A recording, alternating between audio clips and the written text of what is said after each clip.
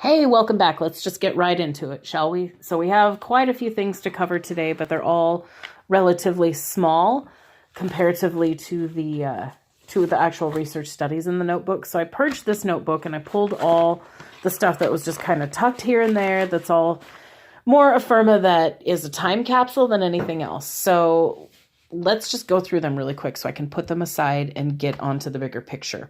This one talks about a computer conference in Las Vegas that they were talking about linking your universal, or essentially your debit card as we know them now, giving you that number and putting you in the world banking system. It talks about connecting the terminals everywhere.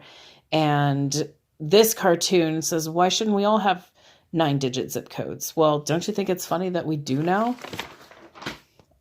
Okay. This one talks about the American Legion Resolution 773 concerning the Trilateral Commission and the CFR, basically dissing Carter for losing the Panama Canal, saying they don't have faith in the present administration because of the CFR and the Trilateral Commission. The American Legion National Convention assembled in Boston, Massachusetts, August 19th, 20th, and 21st, 1980, and demanded in the best interest of the country that the Congress of the United States launch a comprehensive investigation into the Trilats and its parent organization, the CFR, to determine what influence has been used and is currently being used on foreign and domestic policies in the U.S. I wonder how that turned out. I'm going to set that aside so we can look further into that because I'm curious of the outcome of those demands. All America must know the terror that's upon us. This is Liberty Bell Publications. There's quite a few highlighted things in here. We're not going to go read them all right now because we have a lot to go through. But this is talking about people who don't take the mark will die. Like I said, there's a lot to go through. So we're going to set this aside too. We'll revisit that in another video. Same with this. How read is the National Council of Churches? This provides a lot of names. And this is a fold out here.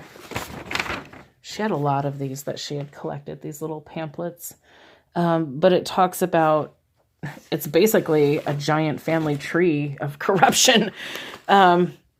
So we'll revisit that also. Okay, this one came out of the Lewiston Morning Tribune, October 5th, 1994.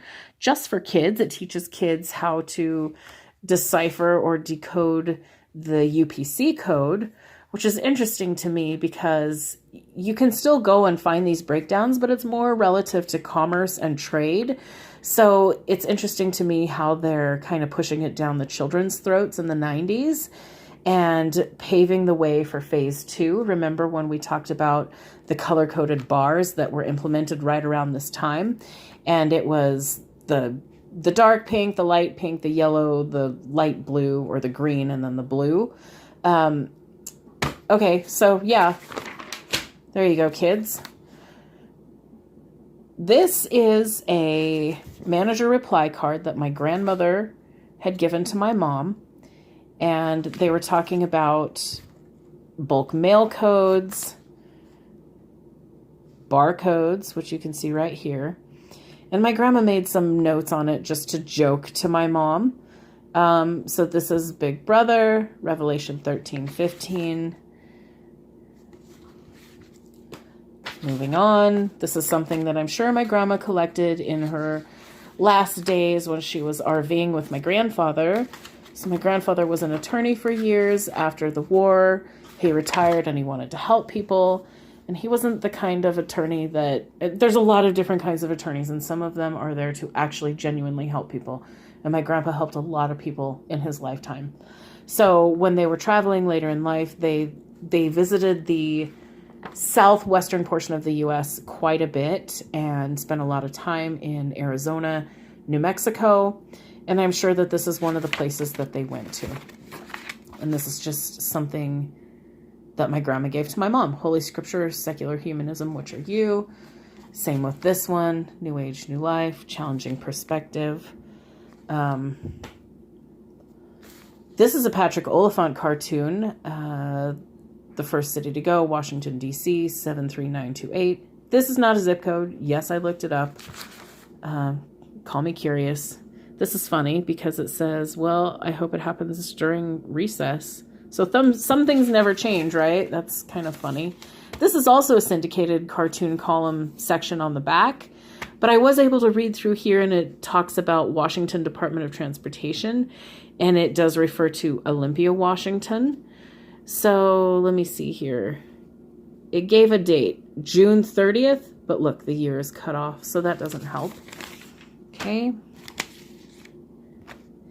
The U.S. plans to teach metrics. This is from the Star, March 14th, 1978.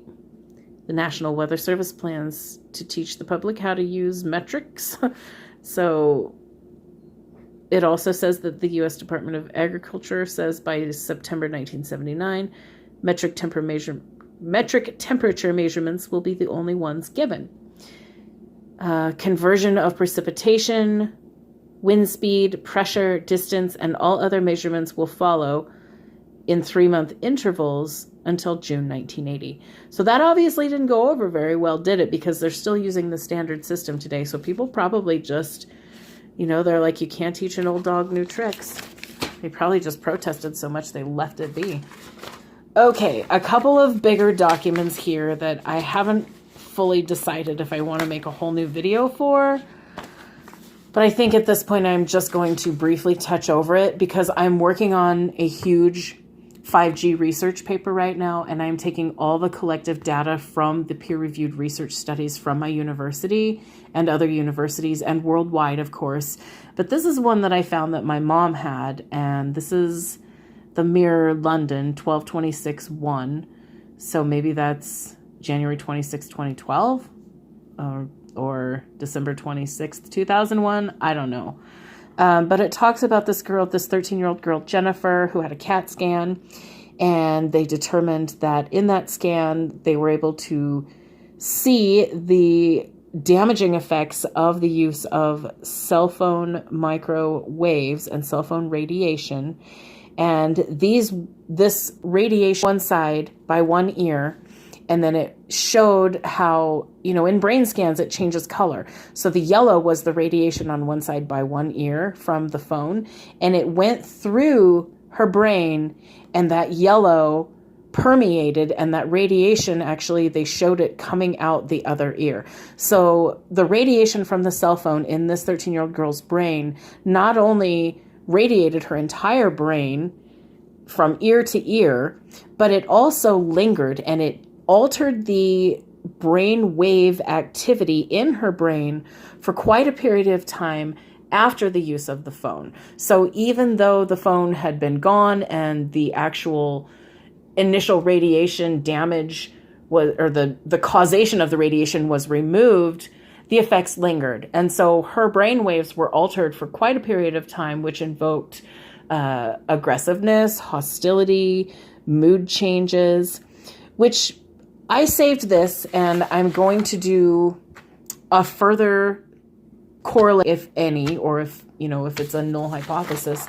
But what I want to do is determine whether or not it's not just vaccinations speculatively that, now we know that some people have been able to prove and win their litigation from autism, and saying that the vaccinations were the cause of the autism, and they sued and they won. So yes, while that might be one causation of autism, I also feel that these 5G brain altering waves are altering the waves of our children's brains and leading to some of these spectral disorders also. So these studies, these doctors said that 70% of the participants said that even if the government advised them to alter their use of their cell phones, 70% of people said that they wouldn't, even if the government said. So yes, it is a delicate balance, and it's not like it's an infectious disease, but children should be restricted from their mobile phones to very short periods of time. So that's another video for another day, but that's just one correlation. That's just one thing that I feel. And I have the PhD background in research psychology. Medical neuroscience is a passionate field for me, which largely encompasses those spectrum disorders, Alzheimer's, autism, dementia, a lot of those cognizant deficit diseases. Okay, so we're going to put all of this aside, and I am actually going to save this beautiful little treasure for the next video. So I'm pretty sure that I went through this one already with you. Why a bankrupt America? Because what was once our country is now their country. And I did state that it's not there as in like Muslim there or immigrant or refugee their country, quote unquote. This is talking about the trilaterals and the Council on Foreign Relations. Okay. So on that note, let's take a look at this before we end this video. And it says, will the Council on Foreign Relations and Trilateral Commission bankrupt us? They will unless you read, become informed, and take action. Will they remove our freedoms? Say no to the New World Order. So this is funny. This is something that dates way back. Why haven't citizens heard of the Council of Foreign Relations? Because the media service and Rockefeller political propaganda. It's the largest Trojan horse in history. Rockefeller heads the CFR and the trilaterals. There's a lot of people. Now, this is interesting. I have read this a little bit deeper. If you want more information on this, send me a message and I'll give you I'll detail all out for you. But very briefly, it says that 70 to 75% of the people who sit on the Council of Foreign Relations committees also comprise the trilats. So it's the same people. And let's look at some of the names really quick, okay? Now, keep in mind, this is old. Okay, I'm just going to point to some here that you're going to be like, whoa. Carter. Bush. Zbigniew Brzezinski, we talked about him. He was an advisor even to Kennedy. Yeah, just look at all these names. You should be recognizing a lot of these names.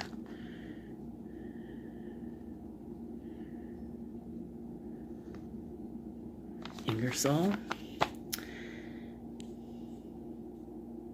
I don't really want to read them out loud, you know.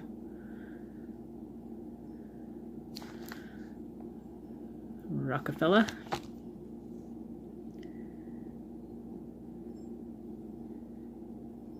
Weyerhaeuser. So these are all big names. Now CFR-NT means that they're in both. And very few of them either sit on one or the other council.